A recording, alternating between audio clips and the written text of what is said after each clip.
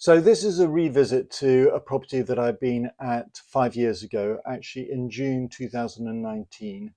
The primary issues were a flat roof. This is the back section of a shop. So there was a flat roof with bitumen felt, and you'll see this in a sec.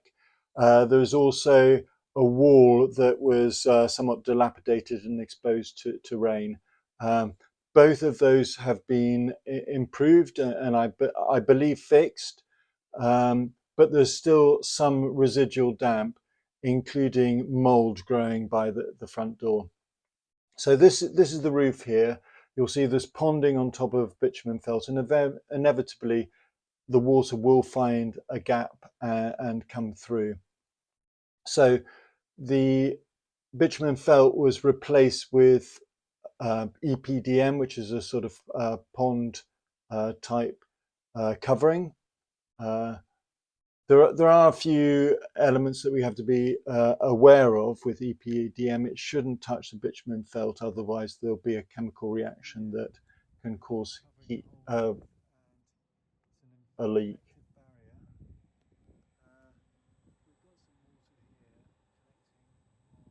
This is during the survey. This is not above the property itself. It's the neighbour's property there.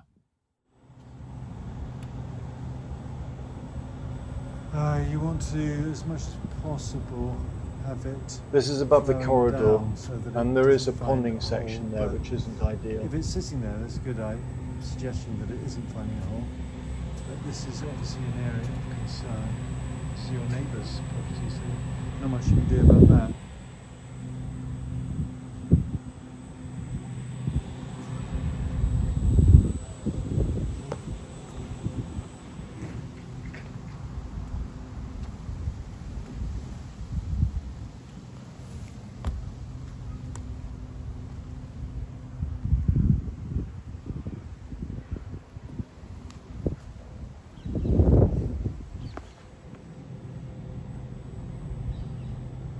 So this area is collecting some water and it's not draining away effectively, and the gutter was dilapidated, but maybe some water's gone this way. Difficult to be sure. It's collecting there, but it's a neighbour's roof. But this, actually no, that would be above the corridor.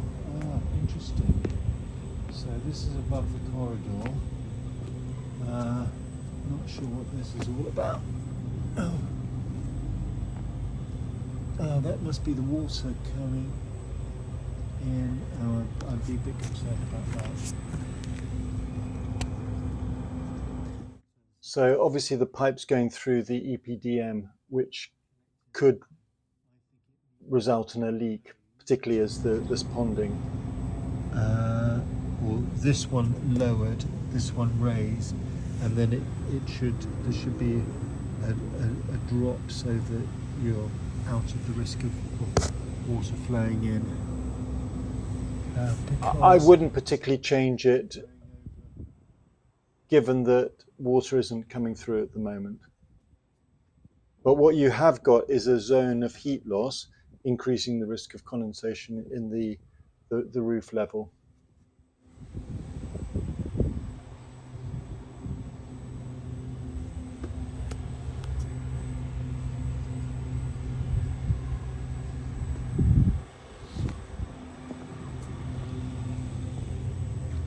EPDM is a form of rubberized roof. There is an argument for having some ventilation. But the good thing is it's seamless. This is where the hole is at the back of the corridor. Right. And as you've got an air break there, and I don't think there's one on the other side. So this wall has been re-rendered and looks to be in good condition compared to the original wall. You have to understand that there's heat loss around these air vents. Difficult to be sure. So internally, we're seeing that there is some rot. It's more or less identical to the rot before. It should be removed, but it's benign. It's not structural. It's above a solid floor, so it's not going to cause any ongoing rot other than the skirting board itself. Note the brown stains. That's because water is condensing on the floor level and rising up, drawing the colour from the timber. To understand better why, but a simple solution is to use Zinza cover, stain cover, and then it'll get rid of the problem. So this is a form of hygroscopic salts, I believe.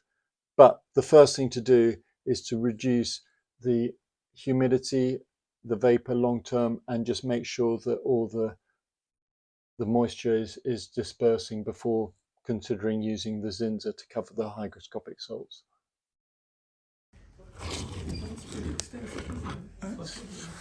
So I'm checking the roof level, and it's many of the brown stains are dry now, but there is some dampness at the roof level, but it's in zones that are colourless. That's telling me that this is condensation rather than penetrating damp that's continuing.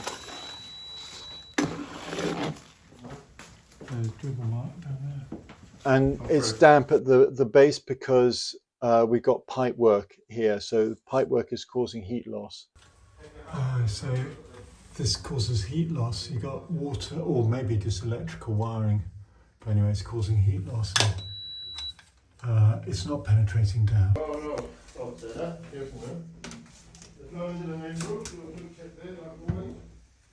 Lots of condensation around the toilet. That's because of the heat loss. Cold water. The floor should be, Well, in winter, water comes in at about 8 degrees centigrade. solid floor, and condensation will form on it, and it will flow up, or even when it's washed. So the tenant, the shop owners were concerned about redecoration, and I'm advising keeping the humidity down for a period of a few months, and then it should be fine. But it will take 6 to 9 months to completely dry out, so you may need to put another coat of paint on later on. This is a thermal image going around the property, looking at various elements in the surgery.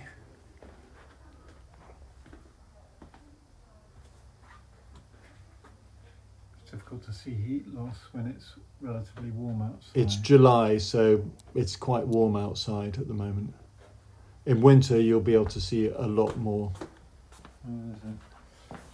Is it this outside then, is it? That area there is the hole going through the wall. It's causing heat loss without contributing much to the ventilation.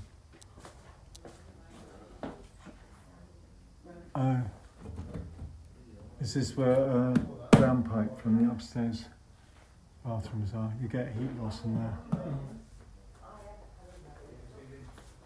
So the issue with this area is you've got the heat from inside the shop, and then at night it will be trapped and closed behind here. You can see condensate. Well, this isn't necessarily condensation dribble marks, but that's what condensation dribble marks look like.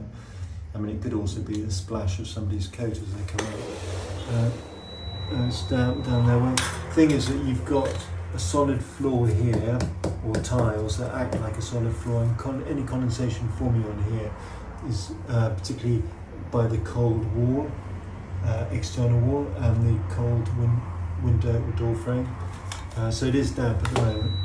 But mould comes from excess vapour and heat loss, a combination of the two, but primarily excess vapour. So the key thing in this shop is that people are coming in, it'll be warm in winter relative to the outside.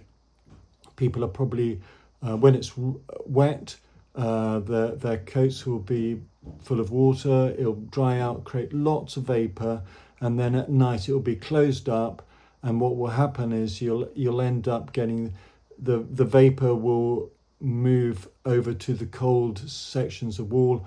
There is no ventilation and no dehumidification. So the Owners have followed all my recommendations, but the only thing that they haven't done is put in ventilation.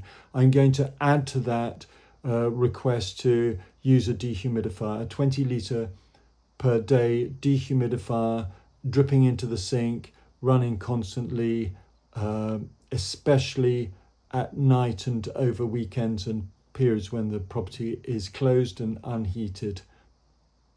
And that will solve the problem. But also I recommend monitoring and using data loggers. And if you use Wi-Fi connected data loggers, then the owners of the shopkeeper and the owners of the lease or freehold can check and monitor and see what's happening and make changes as required.